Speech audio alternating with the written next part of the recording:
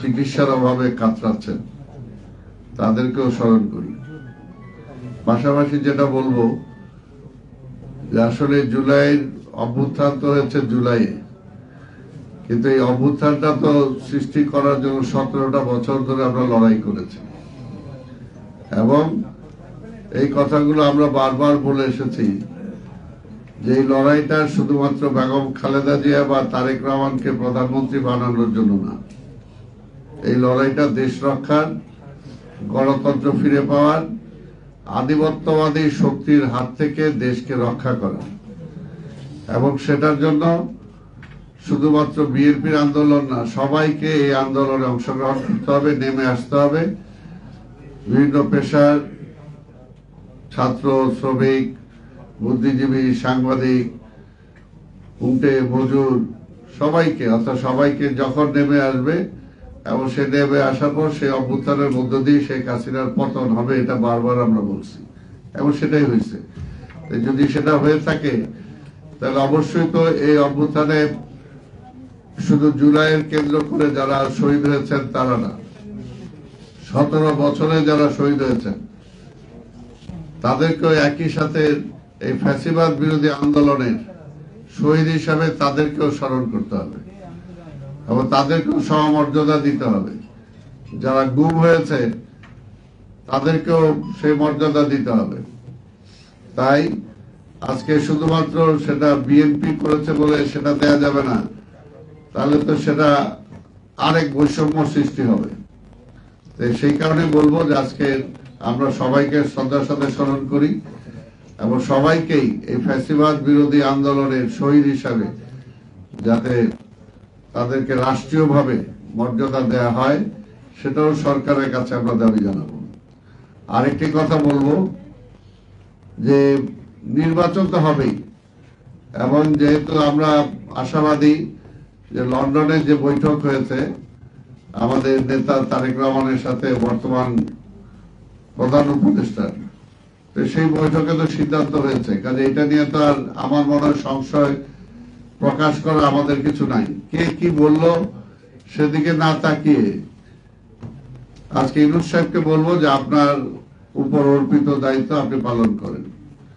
আর আরেকটি কথা, যারা তারা তো বলবেই, কারণ তাদের অনেকে নাবালক আছে, এখনো সাবালক হয় নাই, ভোটার হয় নাই, তাদেরকে ভোটার হওয়ার জন্য সময় দিতে হবে। আবার তাদের একটা মিশন আছে যে বিএনপিকে যত জনবিচ্ছিন্ন করা যায় তত তাদের পপুলারিটি বাড়বে। এটা তো শেখ হাসিনাও চেষ্টা করেছিল। শেখ হাসিনা 17 বছর ধরে চেষ্টা করেও কিন্তু বিএনপিকে ধ্বংস করতে পারে নাই, বিএনপিকে করতে পারে নাই, বিএনপিকে নেতৃত্ব শূন্য করতে পারে নাই। চেষ্টা করেছে খালেদা জিয়াকে যদি আমরা মেরে ফেলি তাহলে তো নেতৃত্ব শূন্য হয়ে গেল। তারপর খালেদা জিয়ার পরে তারেক রহমানকে আর দেশে আসতে দিব না, তাহলে আর বিএনপি চলবে কিভাবে?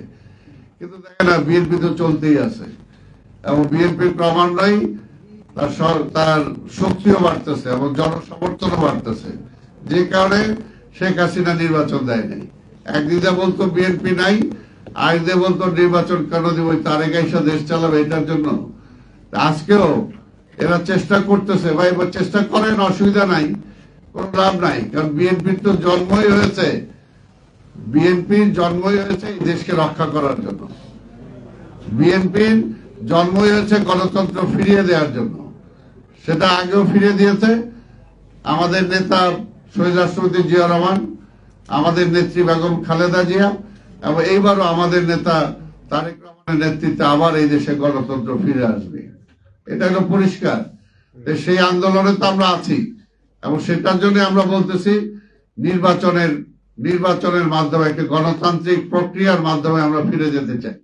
কিন্তু সেই নির্বাচন, সেই গণতান্ত্রিক প্রক্রিয়াটা বারবার বাধাগ্রস্ত হচ্ছে। কারা বাধাগ্রস্ত করছে, কাদের স্বার্থের হানি হচ্ছে, এই বিষয়টা বুঝতে হবে। এখানে স্বার্থের একমাত্র হানি হয় আধিপত্যবাদী শক্তির, আর আধিপত্যবাদী শক্তির প্রতিনিধি হলো আওয়ামী লীগ, হাসিনা। কাজে আজকেও যারা এই নির্বাচনকে পিছাইতে চান, গণতন্ত্রকে আসতে দিতে চান না, তারা কিন্তু ডাইরেক্টলি আর ইনডাইরেক্টলি সেই শক্তিকেই তারা সাহায্য করছেন, সমর্থন করছেন। আর নির্বাচনের প্রক্রিয়ায় কথা নাই, বার্তা নাই।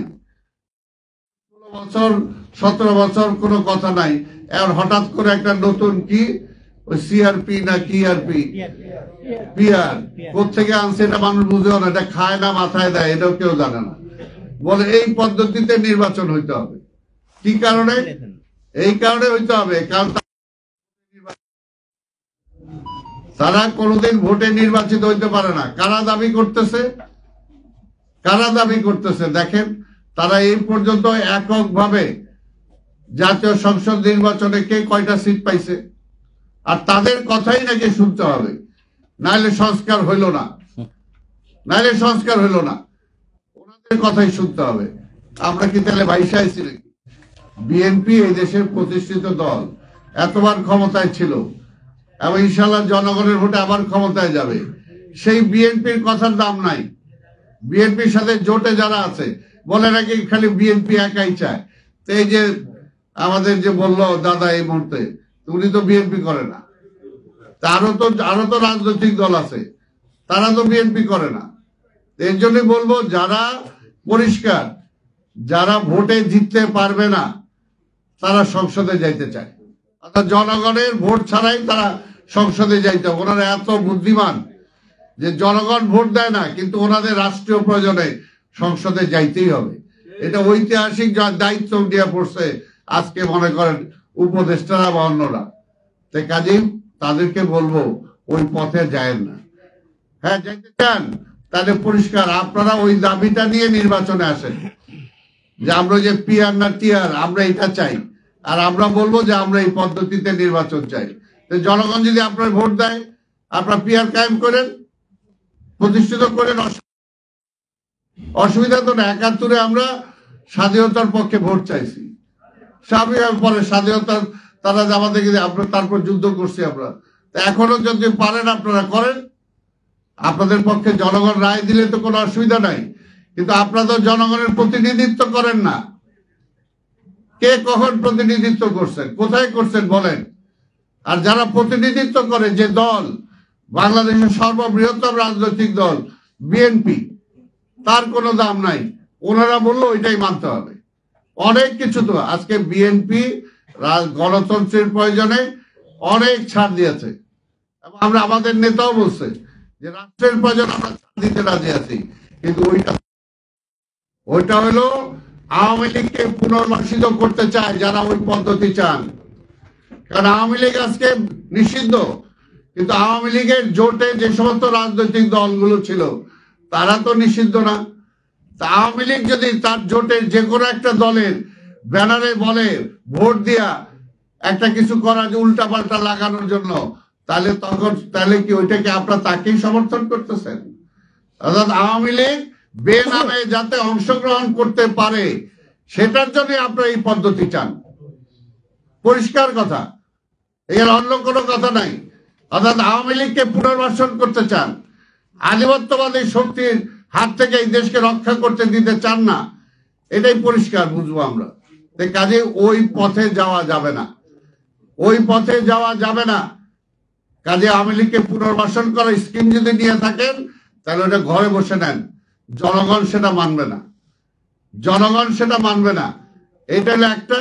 আর আরেকটা, তারা বলতেছে যে জাতীয় নির্বাচনের আগে স্থানীয় নির্বাচন দিতে হবে।